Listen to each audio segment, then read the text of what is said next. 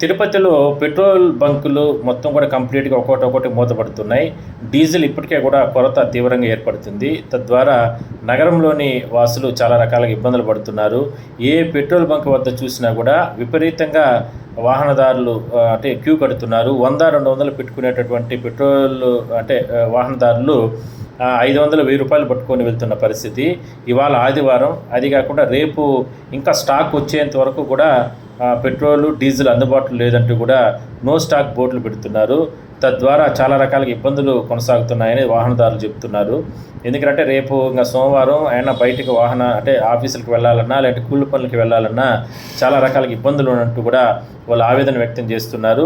Sufficient stock రాకపోవన కారణంగానే మా దగ్గర స్టాక్ లేదంటూ కూడా పెట్రోల్ బంక్ యజమానులు చెప్తున్నారు. తిరుపతిలో దాదాపుగా ఒక 10-15 ప్రాంతాల్లో ఇలాంటి ప్రభావం కొనసాగుతుంది.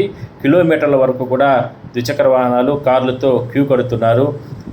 పోలీసులు కూడా అంటే ట్రాఫిక్ పోలీసులు కూడా పెద్ద ఎత్తున పెట్రోల్ బంకుల వద్ద ఉన్నటువంటి పరిస్థితిని ఎప్పటికప్పుడు అధికారులకు, ఉన్నతాధికారులు కూడా చెప్పే ప్రయత్నం చేస్తున్నారు. ట్రాఫిక్ క్లియర్ చేసే ప్రయత్నం చేస్తున్నారు.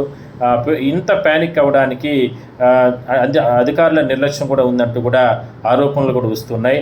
సఫిషియంట్ స్టాక్ తెప్పించుకోవడంలో పెట్రోల్ బంక్ యాజమాన్యాలు కూడా నిర్లక్ష్యంగా ఉన్నాయనే ఆరోపణలు కూడా వాహనదారులు వీళ్ళందరూ కూడా వ్యక్తపరుస్తున్నారు.